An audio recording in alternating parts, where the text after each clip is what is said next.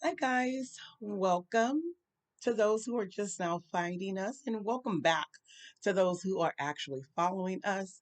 We discuss on this channel events and weddings for those who want to be business owners, those who are thinking about being business owners, and those who are actually seasoned business owners in the industry. We hope that you get something out of this. I will be dropping nuggets all through this video because I know the thumb tag. You seen, not thumb tag, did I say that? The thumbnail drew you in because we're going to be discussing today what's in and out for 2023, the trends that are going on. This is probably going to take me about mm, maybe three parts because I don't like to give you guys a whole bunch of information at one time. I like you to absorb a little bit at a time. So there's different things. So there's about 10 different things that are in. And then, of course, we have our outs. And so that'll probably be in part three because I'm going to take two parts to do um what's actually no, I should have said part three is going to be what's out. Part one and two will be what's in. Sorry about that, guys. I am just stumbling all over the place. However, let's get to the video. Okay, so just to give you guys a little background, I was reading this article about what's in and what's out for 2023. It kind of struck me. It came through my email, and it's other event planners worldwide. There's a few of them, several of them that actually was discussing what they can foresee for 2023 with what's actually in and what's actually out, and just to name a few of those people. um Brian Raffinelli, he is the planner that actually did the wedding for President Biden, Naomi Biden, which is President Biden's granddaughter. And so he kind of chimed in on this of what he was thinking and, what the trends are going to be and what he's noticing with his clients and his customers and what they are asking. And he had some interesting facts that, kind of raised my eyebrow, and I was like, hmm, that could possibly be true with what's going on because you can kind of tell from what your clients are requesting and what your clients are into and like what's kind of how the trends are being set because of what they are asking, and it comes across the board that they're asking these different things, or everyone is kind of saying, yeah, that's going on with my clients also. And so brides and grooms and um well, of course, sometimes mother of the brides is involved, father of the bride is involved. However, but the brides and grooms, they're kind of heavily involved in things and how they kind of want things to um look for their day because it is their day and it should um resemble them and their characteristics and who they are. And that's what, um as a planner you should strive to complete when you are working with your clients. And so, yeah, let's get into the first thing. I know I mentioned Brian Raffinelli. Brian Raffinelli. But he's not the only one that contributed to this article and some of the things that are trending. There's also, let me look at my, oh, there's Lisa Vorce, Vorce. Excuse me, guys. Sorry about that. She was a contributor. Brian, and all of these, Rebecca Gardner, all of these.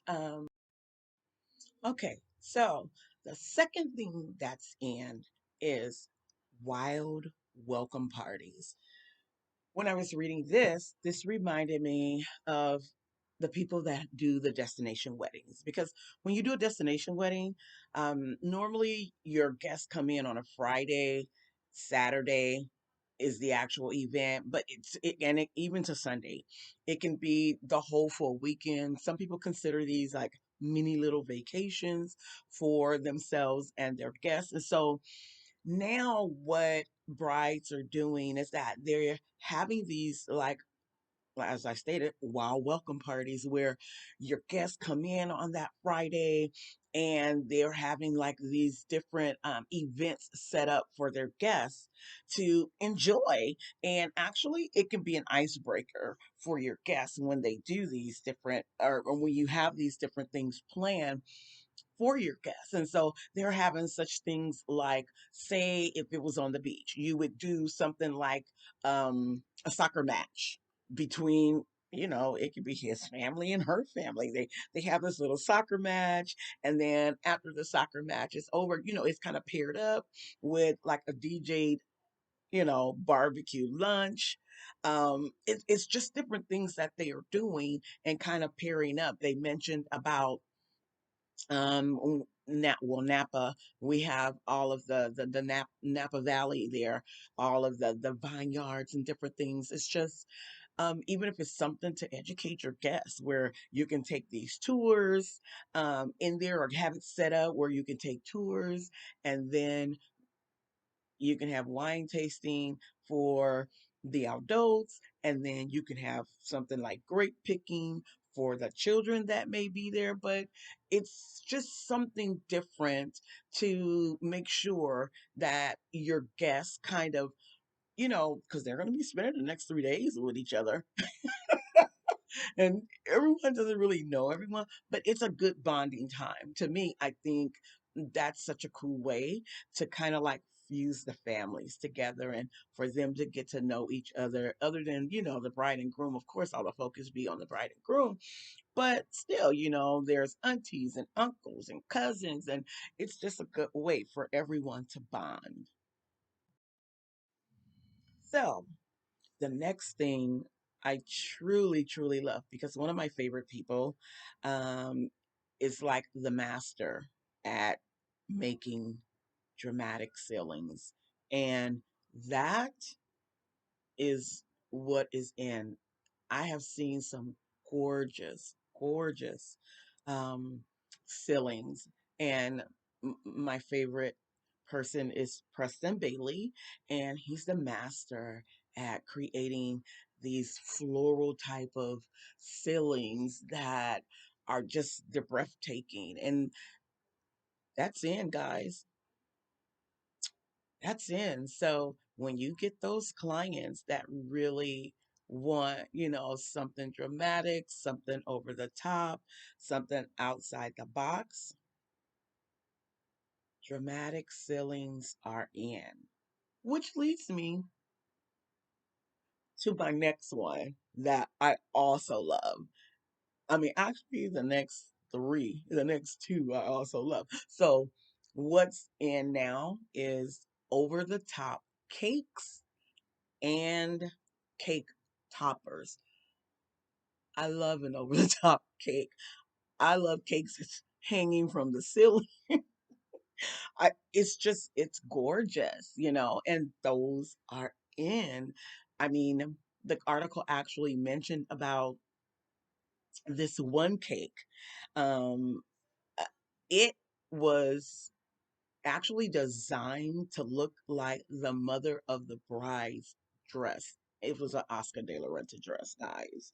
Um, it was 5 feet tall, and it kind of reminded me of when I was in business back then, and they had these cakes that had these cascading, you know, um, staircases on them. I mean, these cakes were huge because they were like anywhere from 7 to 15 layers. And I mean, they were huge. You would have to set them up on at least an 8 feet long table. And then they would just go up. And so, you know, those type of cakes, your dramatic cakes, they are back.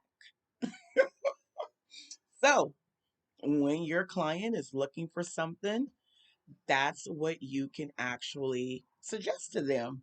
when it comes to cakes that, hey, and they're gorgeous. Of course, you have to find someone that really, really knows how to put them together. But yeah, I'm so happy that those big cakes are back. I mean, I can't eat as much as I used to eat of them, but they look gorgeous. That we're looking for the look any old ways. Well, no, and to taste good too. But yeah, you'll get it when you suggest it. Yeah. Okay. Now on to the fifth thing that I am going to mention today in this video regarding what's in and out, and it is a dramatic aisle. And what I mean by that is that, like the S-shaped, or they call it a serpentine type of aisle.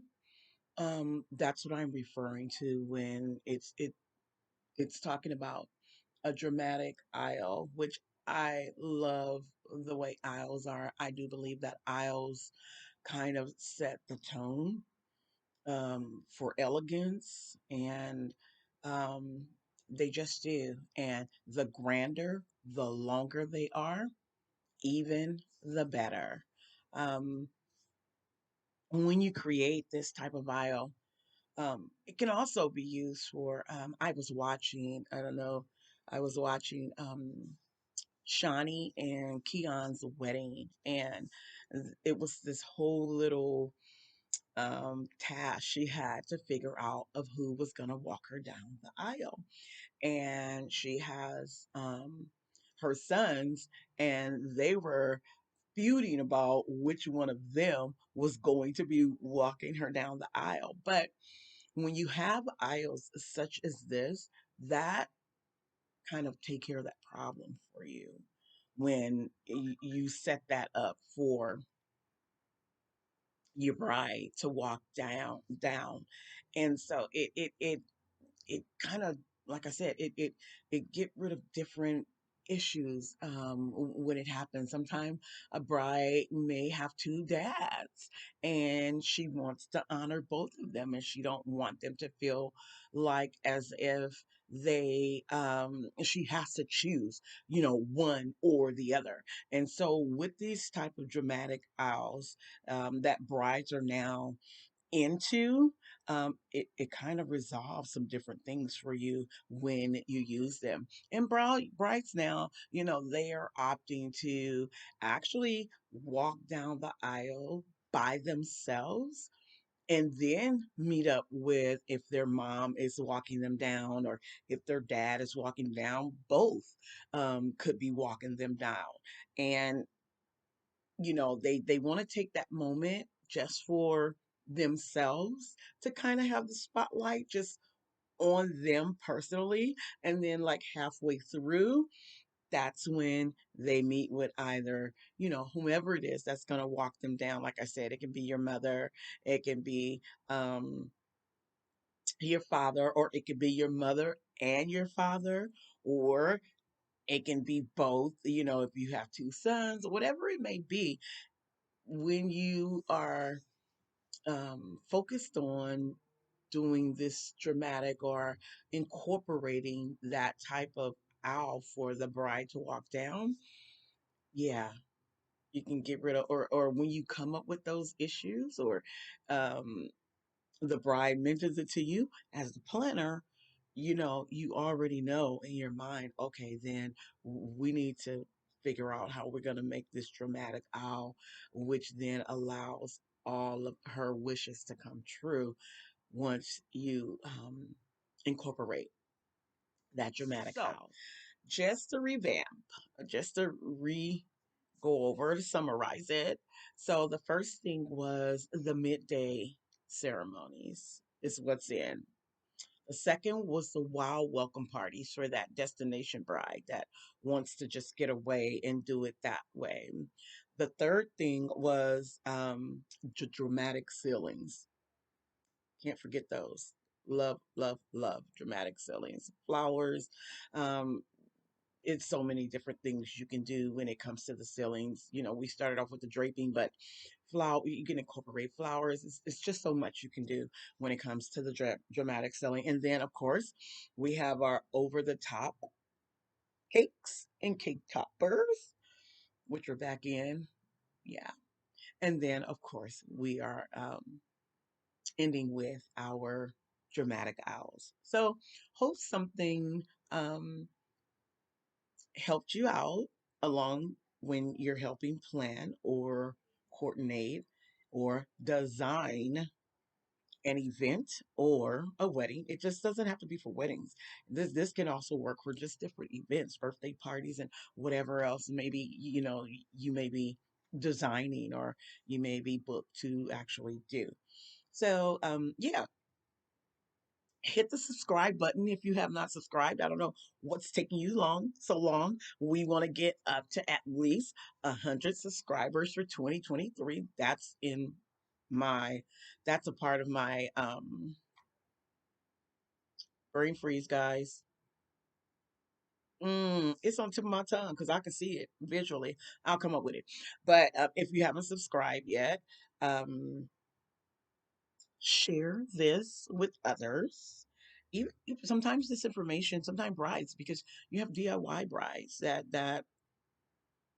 kind of want to do it themselves. But I kind of break things down where they can do it themselves, or if they want to ask questions. If you want to ask questions, put them in the comments section. As I stated before, it's gonna be a part two to what's in, and then there'll be part three, what's out. But until then, guys, do you be creative and you rock. Bye.